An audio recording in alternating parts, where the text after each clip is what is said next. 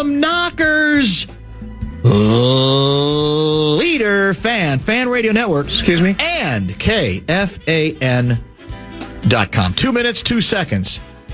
Only Chuck Woolery could fully appreciate that. Past the hour of 3 o'clock Central Daylight Time. We welcome you back to a Monday edition of the Bumper to Bumper program on a, increasingly balmy Monday afternoon here in the Twin Cities of Minneapolis and St. Paul. Guardsy produces the show. My name is Dan Barreiro, Inkstein Wretch, formerly from the Star Tribune. Before that, Dallas Morning News, Bermuda Shorts. Before that, Atlanta Journal-Constitution, Herschel Walker. And before that, the Louisville Courier Journal and Times. We are delighted you are along for today's ride. It's a very disorienting backdrop here that will mean very little to our audience, but is worthy of a mention, at least from my perspective. Studio A, always been an impressive-sized studio, for sure. Plenty of room to, except for when, the power trip has to bring everybody in. Then It seems kind of crowded. It does get cramped. But we apparently have decided, we're under heavy construction throughout the floor. But what I didn't know is part of that construction or remodeling was to tear out all of the walls in this studio, because we not that long ago put some new stuff in. We did. Yes. And now it's all gone. I don't exactly. The Comedy Club brick is gone behind you. That's true. The Comedy Club. The ha-ha hole brick is nowhere to be found. And now it looks like a war zone in here. Does it not? It's very. I never thought. You say, well, why should that bother you, Dan? It's a radio show.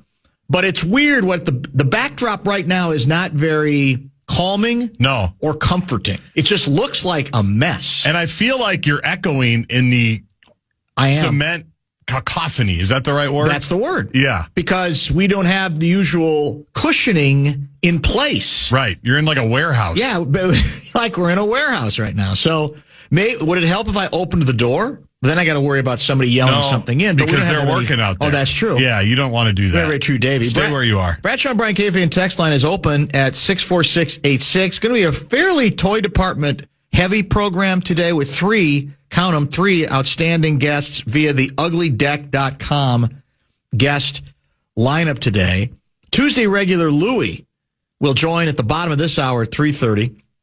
John Athletic, Dateline Denver, 4:30. And Wes Walls, another hockey insider, will join us at 5:30 as well. That is the guest lineup for today. As I mentioned, the text line is already open.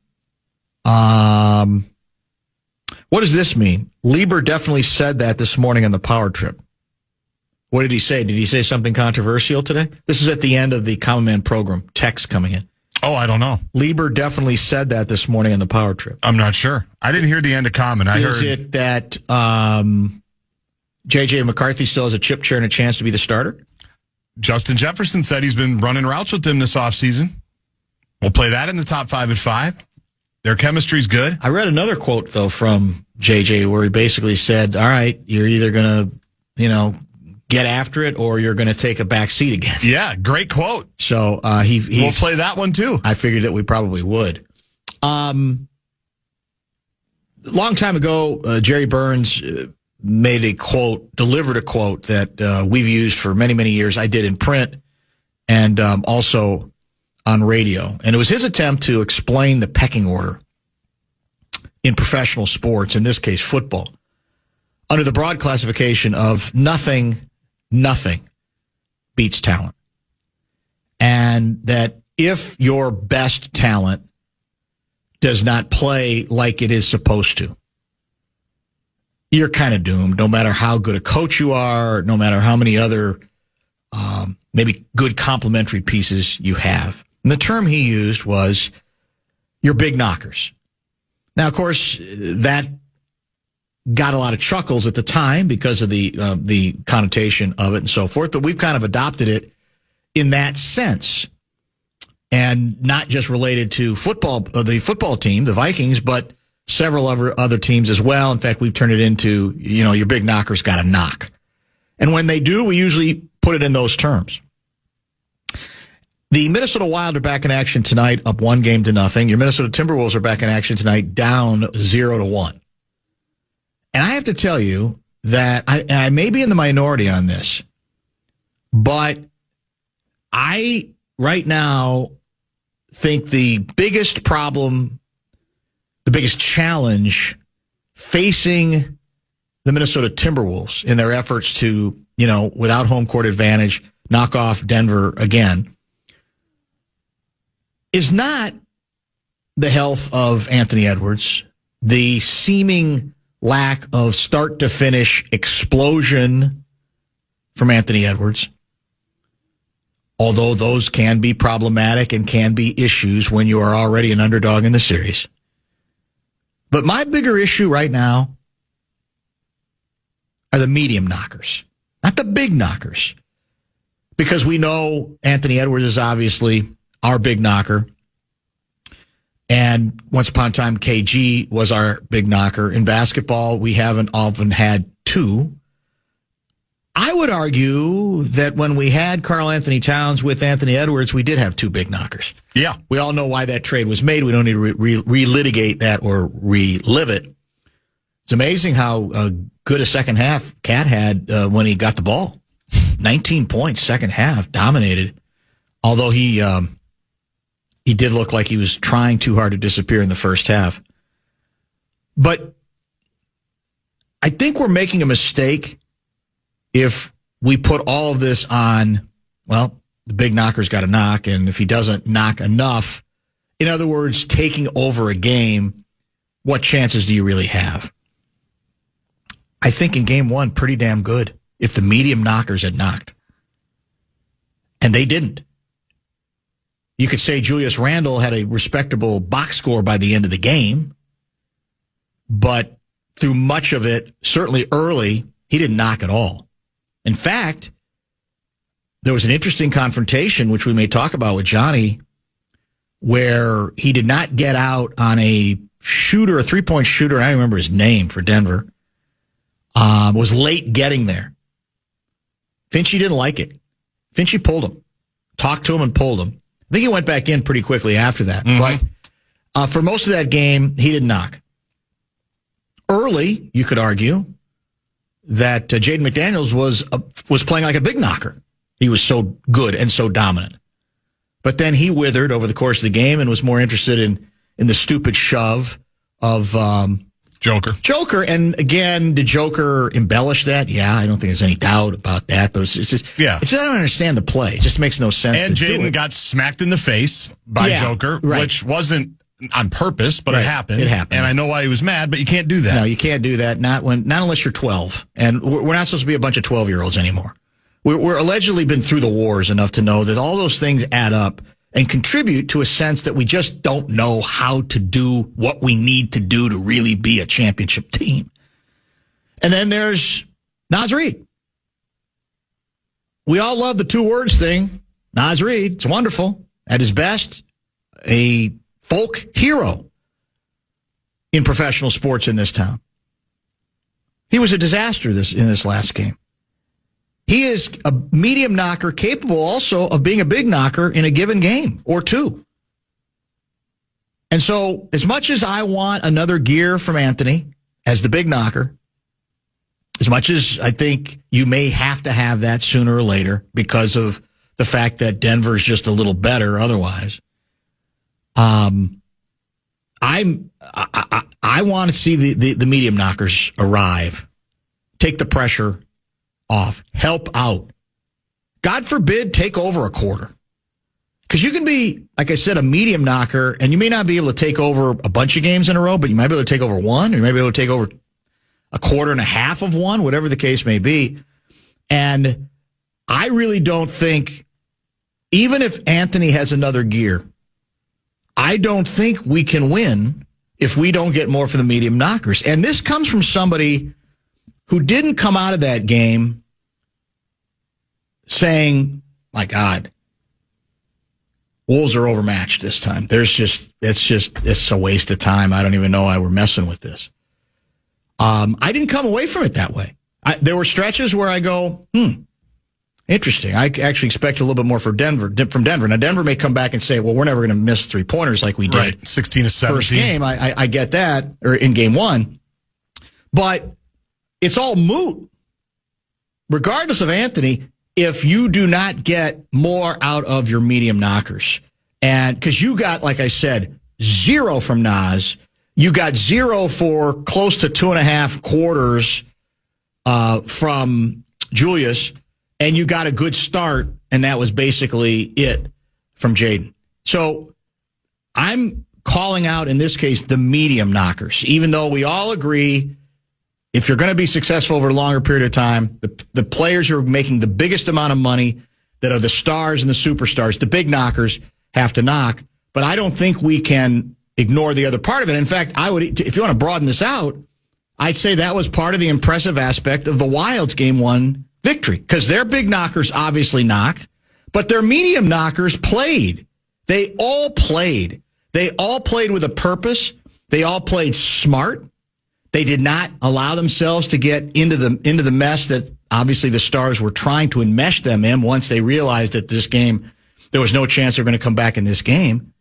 It was as much to me about the medium knockers for the Wild as it was the big knockers. So in the end, it all has to fit together, does it not? You have to get, we like to say it all depends on what your superstar does and what he or she has in him or her.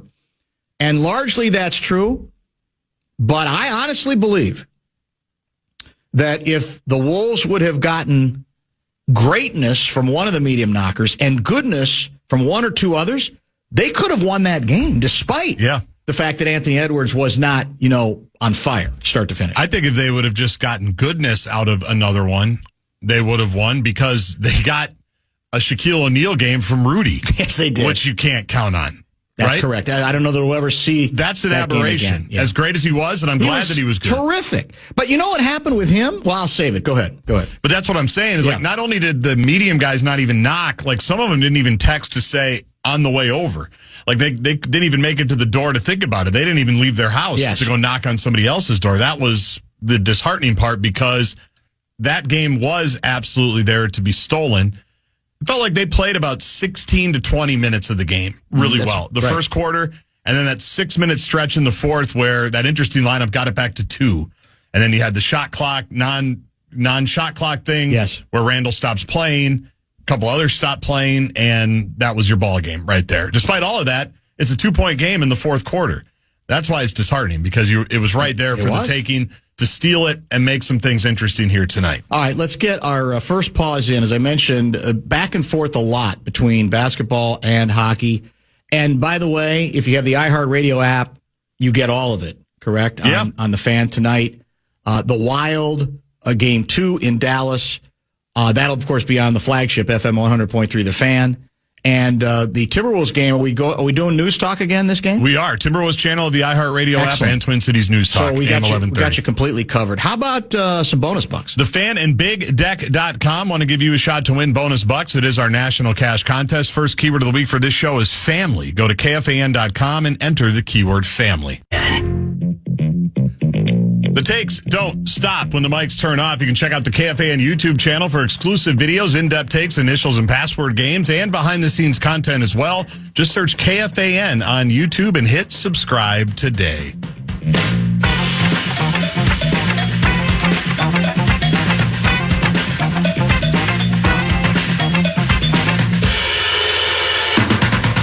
Leave it to Larry Mondello guy. Can we just refer to the medium knockers as the C-cups? That's Larry Mondello, guys. I guess it was inevitable. You go down that road, you're going to have at least one of those. It's just. I have responses, but I just don't think we need to go down the road any further. Somebody else wants to know who are the medium knockers. Dante, Io, Conley, Terrence, Shannon Jr. No, for me, the mediums would be the others I called out. Don't you think? Yes. Now, in a given night, could some of them also be medium? It's just a game. It's just a little bit of a device. I also don't understand why they didn't play Bones and Io more. Well, DeSuma played a lot. Io played a lot. Bones only played 6. And wasn't very good. No, and again, I don't even know why we bother, because it's gonna, if the Wolves win tonight, it's gonna come off as an overreaction. But what's the one thing we know about Denver, and we knew going into this series? They have no rim protection. Right. There's no fear. There's no Rudy. There's no anything close, remotely close to what Rudy represents. What does that mean? Get downhill, go to the basket. And when you isolate the way they were for stretches of the game, one guy holding on to the ball forever and then just taking jump shots, that's just not going to work. I mean, I shouldn't even say it's not going to work. It might work if you're hitting shots, but it's contrary to what would be exposing Denver's greatest weakness, which is they're not really good defending at the rim at all. I mean, I guess you could say what they have, Gordon can some when he's there, but a lot of times he's out on the perimeter guarding, whatever the case may be. And he was in foul trouble. But looks like he's banged up still, too. He was like wincing. His back was giving him problems. I think he was milking it a little bit. I don't know. But look, I guess I don't understand the difficulty. It's got to be in their scouting report. They have to know it. I know Denver is probably trying to counter with some things that maybe they weren't ready for, but to me, that's the biggest issue. Get the ball when you can. You can't do it all the time, obviously, and you can't do it if Rudy's clogging the middle, which does happen sometimes. But to me, you got to get the ball to the rim, and I heard it on the broadcast, on the TV part, and I agree largely, when the Wolves, a lot of times the ball would end up in Edwards' hands, but it would be after it went from side to side and left his hands. And it feels better. It looks cleaner. The opportunities look better when they're, and I know the head coach talked about it, that, there were stretches where there was not enough movement. Right. I feel like we've just been down this road so much. We have. That at some point they're either going to get it or they're not going to get it. And they're still good enough that they're going to be in the mix, but it's the old deal of, do you want to give yourself the best chance to go, to go as far as you can? That's the issue. You could be frustrated with how the game went on Saturday, but I don't know how, if you watched this team, you could have been surprised. No, absolutely not. So the best tweet I saw on it was basically 82 games of habits on full display. Well, and you know why that's important? We talked about this a little bit yesterday before the emotional return of the cake show. How did it feel? Wonderful. Was it good? It was great. You picked up right where you left off 5 years ago? Well, it was like 13 years ago talking to Micheletti for the first time. Think about it. It was great. Think about it. Habits, you mentioned. And that's why, as much as we all like to have fun with, it's not great to turn it on and off like a switch, but that's kind of their nature. That's kind of the way it goes. The problem with that is it's true, but the problem with it is you're not going to break out of the importance of the regular season doesn't have to always be the win-loss record. But what it is important for is establishing and hardening those habits. Yep. That then are going to come second nature because you've proven time and again that that's what you're about. And that's the indictment of the approach that they're taking, because they've never got out of the habit of doing some of the things that go against their best instincts. And they're talented enough and good enough where they can sometimes rise above it, but it doesn't on a regular basis give them the best chance to do that. I was going to mention, you mentioned Rudy. That's about as good a game as you can get offensively and defensively from Rudy, I think, since he's been here. I don't know when he's played a bit. I'm sure I'm forgetting a few, but that was a terrific performance because he was part of the offense. And to their credit, that's where they did move the ball nicely and get it to him mainly in position to do what? Dunk it. Although he did have one Euro step move that I still can't believe he made successful. From like the top of the key, in transition almost. I didn't even know how that happened, but it did. So I'm listening to Isola and Scalabrine this morning, and they're reviewing the game, or even the weekend of playoff action. And the only thing Isola can say over and over is to rant and rave about the one really stupid, ridiculous, inexcusable Rudy turnover, where he's trying to go behind the back pass. And it was given the timing when it took place. It was big. It was big. But it's just so ironic because if that's all you got out of what Rudy did in that game, you're missing the boat because there was so much more. This was the one occasion where you could say, well, no, he was even offensively part of the solution. But we had that turnover, and then the other one late in that same stretch was the one time where in this case, I think it was Randall. It was. Did try to get the ball to Rudy in a place he can do nothing with it. Well, he wanted the lob. Yes. And you could see his finger going up, and Randall fired it at his knees. And which we go the other way. Which isn't going to work on anybody, let alone a guy, who's got, canned hams for hands. It's like he's not going to, there's no chance he's going to catch that. It's low percentage. Sure. Yeah, very low percentage. It's a little risky. As well. But on Bones, that's, I guess, where I got away from it. When Bones has been going good, it's been not just shooting outside and making that weird signal. It's getting to the hoop. It's beating people off the dribble. Io did try to do some of that yesterday with some success, not consistent success. But I didn't see what I needed to see from Bones too was show me your aggressiveness that you exhibited in the regular season, which was putting pressure on the defense. You have to put pressure on Denver's defense because it's not great. And he went sideways. Now the comeback to that could be, well, that was regular season, Dan. And it's harder to do all the things that he was loosey-goosey doing in the postseason. There's some truth to that too.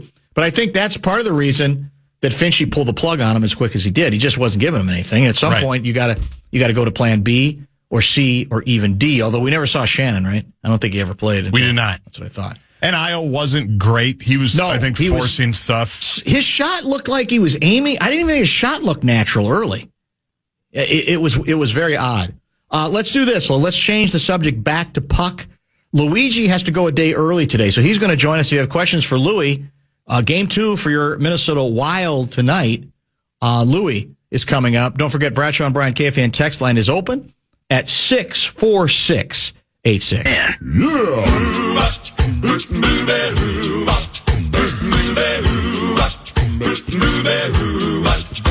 Well, she sneaks around the world from India to Carolina. She's a sticky-fingered filcher from Berlin down to Belize. She'll take you for a ride on a slow boat to China. Tell me, where in the world is Nanne? There's only South Korea. Brought to you by, as always, Kemp's, the fine sponsor of the Luigi segment. Louie joins us via the Connecticut Water Systems hotline. How are you, sir? Pretty well. Yourself? Doing very, very well, thank you, and was very pleased to be vindicated by the goalie decision, which I have to tell you, Louie, you and I talked about it. I think you were hedging. You had some concerns. But I really thought in the end that the Wild were going to stick with Gus Bus for Game 1. How surprised were you that they didn't? I mean, obviously the move I wanted, I think it's the move you wanted, and it worked out nicely, but were you surprised that they went that route? No, I wasn't. We said we were hoping that they were going to go with Wallstead, that you really have to go with what you've seen the last 2-3 weeks before that. And we like the attitude that Wallstead carries. And I think that they, no doubt, were looking at it themselves quite deeply. And I do think that's why we saw in the last couple of weeks they were essentially just alternating a lot, and Wallstead was getting a lot of chance to play, and he came through every time he was playing. So it was just, I think, a choice you want to make, even though overall, if you'd have gone a month before that, you'd have said, he wouldn't be the starter. But it just showed that they were looking at the results like everybody else, and looking at the way he was playing goal, and said we might as well, go with him. I had Guerin on Friday after the announcement was made. He insisted to me that they didn't change their mind, because he had said previously on another radio interview that the decision was already made, and this was, I think, before the last 2 regular season games. Russo insists that his reporting indicates that they did change their mind. over the course of the last 2 or 3 days. I guess it's academic at this point. It does not really matter. But is it possible that those last 2 games, even as they sat a bunch of people, might have been the final straw that made them go the direction that they ultimately chose to go? I think it's definitely possible, but I do think that they were getting a good feeling about the Wall. Volstead? At least 2 weeks before that, that he was playing well, and the fact that Gus wasn't playing very well, he had a run of 5-6 games where he's letting more than 4 goals, yes. And so you can't help looking at that and thinking maybe we got to look at something different, and maybe just the fact that we put the other guy in and this might shake him up might help too. So it was something that they were talking about a lot, whether they see it or not.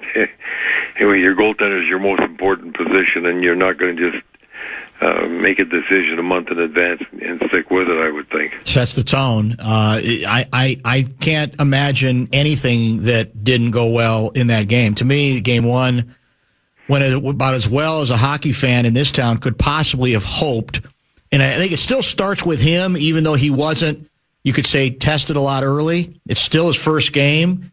He does, as you know, goaltenders set the tone. They can let a bad goal go in that can change everything even early. I thought he was magnificent when he had to be, when they cut the lead to 4-1. But there was so much more good that came out of this game. What else struck you about the Wild's performance in the opener?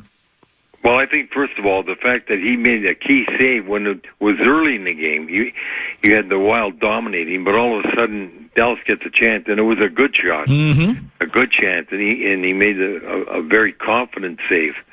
That gave him confidence. I think it gave everybody else confidence. But not being tested early and then get tested with tough shots is really not a situation that you like to be in. He wasn't getting any really feelers from the outside, from off angles and far out at the blue line or something. He got point blankers too early, and they were about the only chances they had in the first period. But they were coming after the Wild were just dominating, and he had to be sharp, which was important. But other than that, you have to be just ecstatic with the way the power play was. Yes. And I think that gave the Wild a big lift early on. And it was really funny the way that Dallas killed that penalty, because the first 2 penalties, because they were leaving guys open. One, Eriksson's goal, geez, to leave him wide open right in the slot was just criminal. That's where they score all their goals from, usually from Wyatt Johnson, and not to be aware of that situation, I think really hurt him. And I think that a real key position was in the game. When the Wild got the 3rd goal, and if you looked and you saw Ottinger looking at the bench, maybe wondering if he's going to get pulled, that sort of told you that he was a little leery about what happened in his last game of the playoffs last year when they pulled him early in a few goals. And secondly, how is Dallas going to handle it? I personally think they handle it properly, letting him in there even though he got beat, soundly. But had they taken him out then, can you imagine what would have been running through this kid's mind if they were going to play him in the next game, or even if they weren't, then how long it's going to run through his mind about getting pulled out? I think that was a key move for the coach not to pull him out and give some confidence, even though he got beat, but at least it's saying we believe in you, and those girls really weren't your fault. So that was a big thing for Dallas, and I think it was important that they made that move. It's interesting to me how people are examining the approaches the 2 teams took late in the season, and it sounds like, well, we know in the case of the Wild, they rested people. Right? They rested people who didn't even want to be rested, and they insisted. They said, no, you're resting. I think Dallas played it right to the end a lot more, and their season ended later, regular season ended later, and they kind of kept playing their people. I don't know if it's too easy after the fact to say, well, the Wild look fresh, and the Stars look kind of slow and deliberate and worn down a little bit. Do you put any stock in that being a factor in the way it went? No, I think that Dallas had some injuries late this season, and that hurt them. In fact, Hintz was still out. They got one of the two of them back. They were injured right before. Maybe that's why they played most of their guys. But I just think we're looking at too many different things that would really happen. The Wild were on top of the game, and Dallas wasn't. And what you got from the Wild is the perfection that they had, the way they played the game. The rest that those guys got was very important because their key players had a lot of ice hockey that they played. And I have to tell you that to them, I think Russ was more important than anything else because they went through. You talk about 8 guys being in the Olympics, and then everything else. A couple injuries were going on. The only guy playing at the end, which he had to play, was Brodin because he had missed 6 weeks or so. Right. So the Wild played it properly, but they were sharp. They were mentally sharp. They believed in themselves, and by getting out to that early jump, they continued to be on their toes all the way through. And Wallstead getting a couple of key saves, and they just had a lot of beliefs. And right away, some doubts started to sink into the Dallas team that night. And they didn't stop playing. That old cliche about how, all right, we got the lead, now we got to back off a little bit. I liked that they did go for the throat. They kind of kept going back after and say, there's no law that says we can't get ahead 3 goals, 4 goals, 5 goals. Let's keep going. That's what they had to do, too, because it doesn't matter. They were down 4. Once they got 1, yes, then you start, as a fan, you start playing in your head. I know I was. Everybody else in the building was as well. If they can get another quick one, then who knows what can happen. That's right. And the fact that Wild came back with the 5th goal was something that I watched the whole game on a plane. Fortunately, we were delayed out of Palm Springs, California, and I was on my way to Minneapolis, and just after we took off, the game came on, and I'm sitting beside a woman that, probably maybe has never seen a hockey game in her life, and I'm watching, and I'm punching the air when we score, getting all excited. I mean, I can imagine, what is this guy doing? What's he up to here? Yeah. But it was such a nerve-wracking game to watch the whole thing because you just, until you win the game, you're just waiting for the bad thing to happen. You're hoping against any bad things happening, because you don't want to give that team a chance back home, and all you're thinking, we got to win at least one here to start. And now that puts them in a good position if they can come back with another kind of game that they had the last. That would be something, that right now would give a lot of confidence to a lot of people. Well, we've talked about this a lot on yesterday's show, Louis. You probably know this pretty well. The Wild have never led a series by 2 games. And now, it may be a lot to ask tonight because obviously Dallas knows they're playing for their lives tonight. But I'm just saying in any series, they've been up 1 several times, 2-1 the last 3 times they've been in the playoffs, but never up 2 games. And ultimately, that's sort of what you got to do. That's part of what we talked about with Billy Guerin Friday is the old, the thing to learn from the last 3 times they're in the playoffs is when you're up 2-1, make it 3. Put the boot on the throat. Sooner or later, that's kind of what you have to do. And that's what's going to be interesting. If the Wild are playing from ahead in this series, continue to be able to play from ahead, if they can, put a stranglehold on the other team and put them in a position where they're not 1 game behind, but they're 2 games down. Well, especially if you're 2 games down and going home. I don't know what the odds are, but they've got to be in the 70% range. That situation, usually you win the series. It's got to be really high because you've already taken home ice away, and now you got an extra game in hand on sure. opponent's home ice, and so you're in a position that you don't see happen all that often. It happens, of course, sometimes, but the odds are it's really tough in Stanley Cup playoffs to come out of the opposition's home with a 2-game lead. That gives you really, really a big advantage. What do you expect from Dallas tonight? I expect the first 10 minutes to be just a complete assault on the Wild, and what I hope in the first 10 minutes is the Wild don't take any penalties. Yes. To give them an opportunity to get a goal on the power play. Because I do think that they know a desperate situation, even though it's only the second game.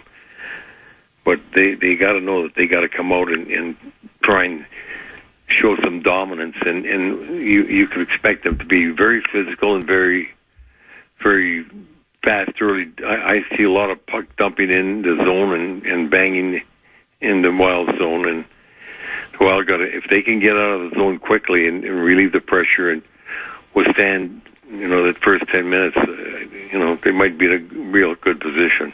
Composure is what you're talking about, and they did.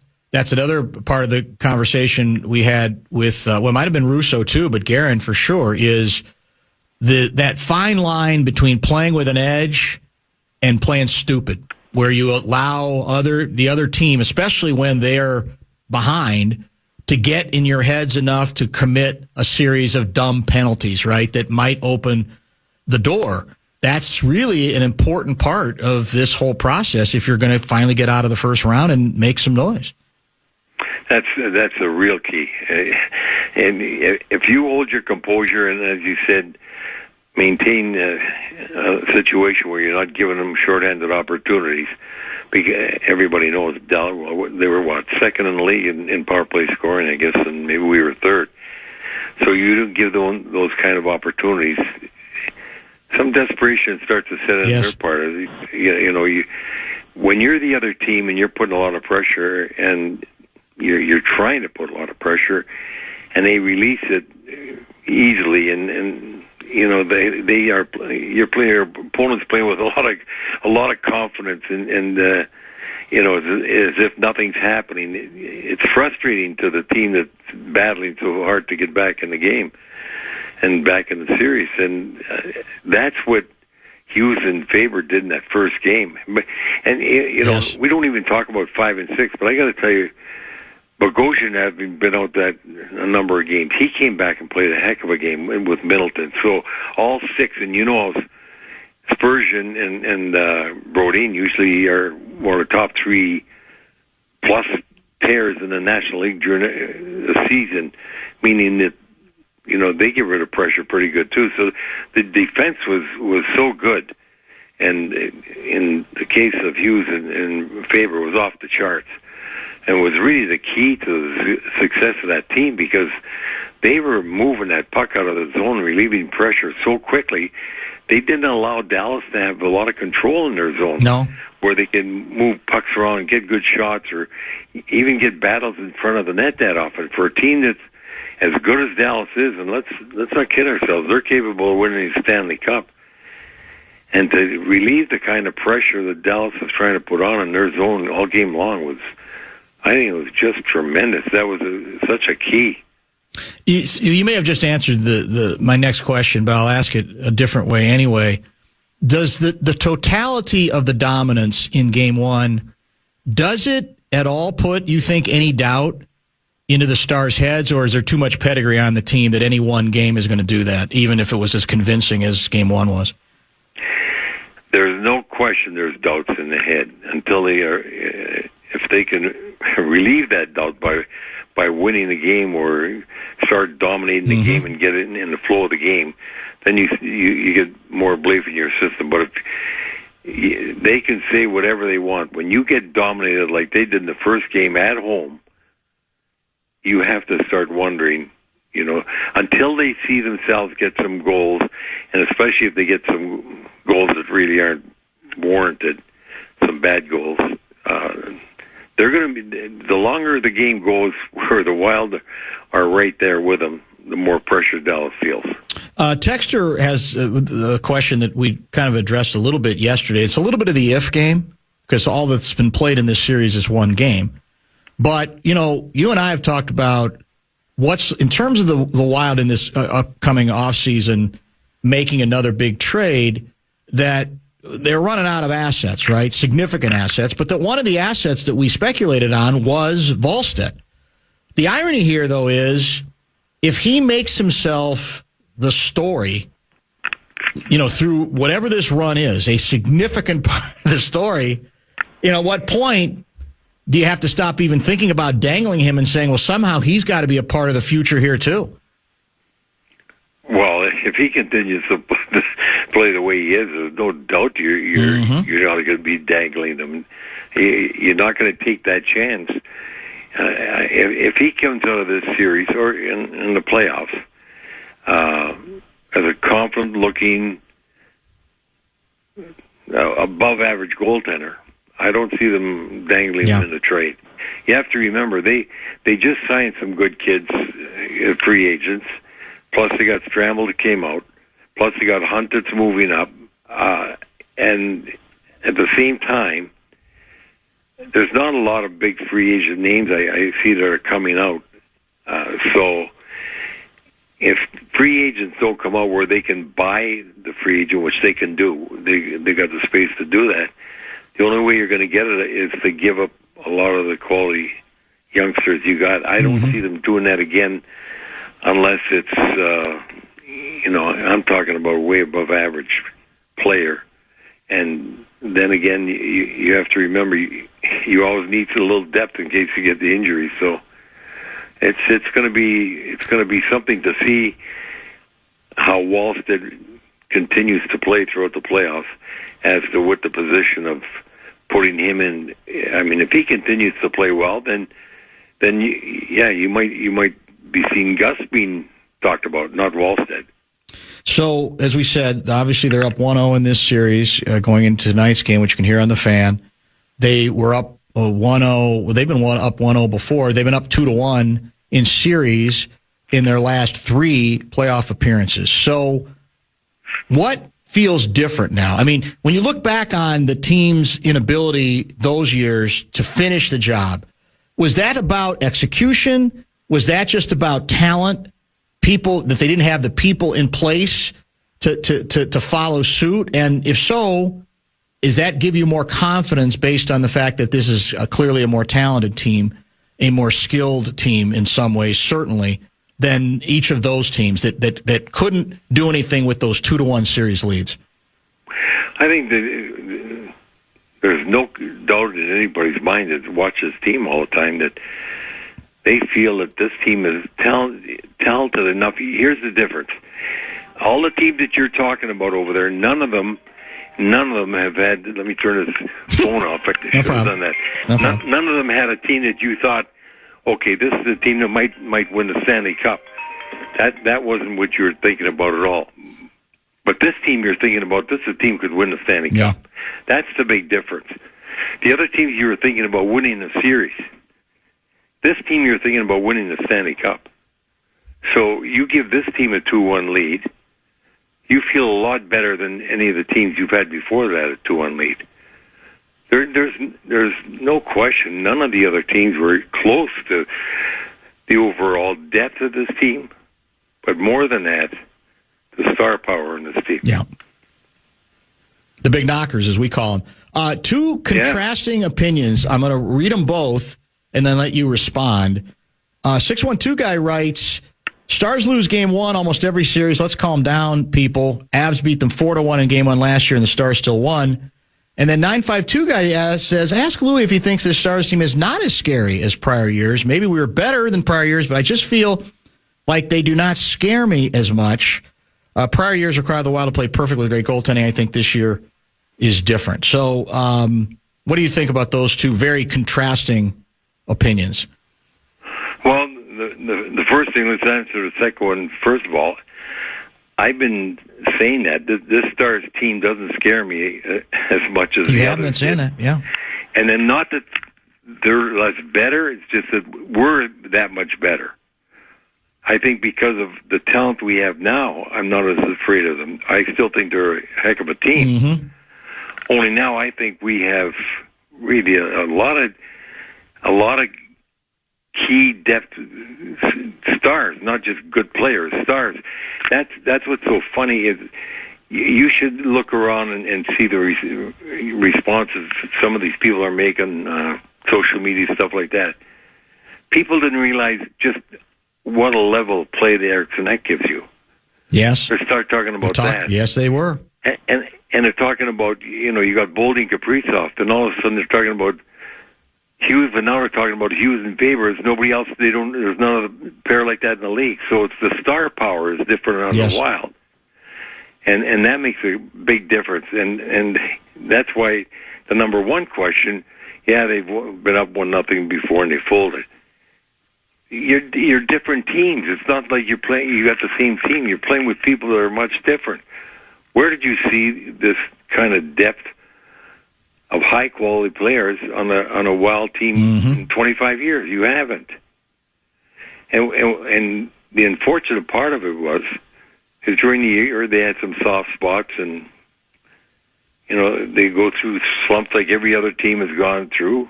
But we're more aware of the Wild because we watched the Wild all the time. We were looking at Colorado when they went through their slump, or Dallas. Yeah, their own flaws, right? And so people don't realize that they did what other teams did, but for 2-3 months, you never had a question the Wild were going to be in the playoffs and be among the top teams. After they got off to their slow start and got that righted, after that, it was just amazing what took place. Just crazy. So, I'll finish with this. Although it sounds like another phone call. I hope it's not important. No. I'm going to turn it right off.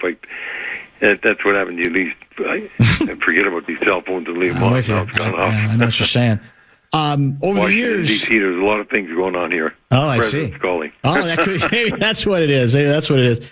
Well, you and I have talked about when you have attempted to evaluate like the best of the best players, like the creme de la creme. And the cliche applies in pretty much every sport. It's that sense that everything does, it in clutch moments or difficult times, it speeds up for everybody else, but it almost seems to slow down for the other people, the people who are the all-time greats. And a texter is saying to that end, Hughes brings a sense of poise, skill, and confidence that he believes makes everyone else relax and play more freely. I think that's an important part of this story, too. We've talked about it on and off ever since the acquisition, but now we're in the postseason where I think you see another element of it. Yeah, that's the teams that have the superstars, and Hughes is a superstar, have a sense of confidence that other teams don't have because they see it game in and game out, the guy, and they feel it. It's just a different game when somebody like that can relieve pressure so easily, so quickly, compared to what you're used to. And now we just talk about him. Faber has come up to a level of game that it's just amazing how the two have played. It's not just that one game. They've been doing it all year long. Yeah. Look at their statistics. And then you go up front and you got Kaprizov and you got Boldy doing what they always do, and Eriksson Ek. And let's not kid ourselves. When you got a fourth line checking and hitting like they do, when you got the big boys doing that, you're getting all the qualities. Then you got a third line that can be effective and can score goals. The depth that they've had, they've never had a team like this, and they're playing like it. And so whatever you talk about, there's no doubt the one factor that is always the unknown is the goaltender. Yes. And Wallstead comes up a game like that.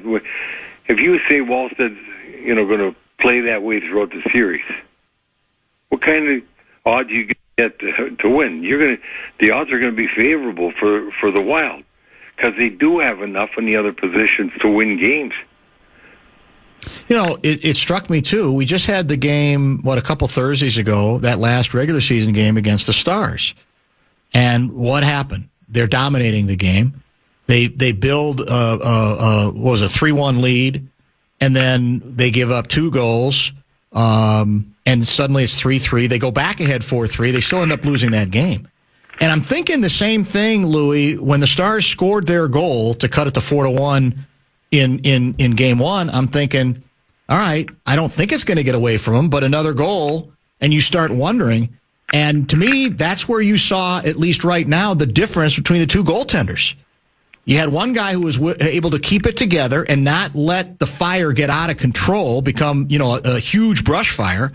And the other guy, right now, for whatever reason, body language isn't good, movement isn't good. He could not stop the fire, which allowed Dallas to steal a game that they absolutely shouldn't have stolen, a game in which the Wild had also pretty much dominated start to finish. Yeah, you feel exactly the way I felt. The goal, that game you're talking about, I think we were up 3 goals. You're right, yeah. And that's why when they came back and they weren't all good goals they got scored on. That's why I said when it was 4-1, I'm sitting there uneasy. Is the same thing going to happen? And right away, and it didn't. And that's the difference. We forget that the Wild controlled that other game too. Absolutely. Like that. Only you give up a bad goal or something and you get some goals against you don't expect. You lose the game. Now they didn't. So that's why you get more confidence. The team didn't stop playing. The team still had chances in the other game too, but the coaching staff did an outstanding job preparing them in all assets. You know what was really good? Even when Dallas were coming in the offensive zone for Dallas, the defensive zone for the Wild, and they had puck control. They had some puck control and puck movement. But all of that puck control and puck movement was along the boards, around the net, up to the blue line, back around. It was always on the outside. The Wild were tracking them so well and keeping them away from the net and keeping chances away from the slot area. When you look at the slot area chances, I didn't see any charts in them, but I got to guarantee it, there weren't very many. The Wild defended so well in their own zone. I think their coaching staff did an outstanding job of preparing them for that, and also for the bumper man and the power play. You know, that they never left open. Why Johnson, even in the game before, he got 1 or 2 goals from in there, where he usually gets them. And I think they might have 1 or 2 shots on the power play from that area. They really covered that up well. They kept the play on the perimeter all the while, and that's what they did extremely well during that game. I've kept you late, but I want to get one other goaltending question. No problem. I'm not running anywhere. Good, okay.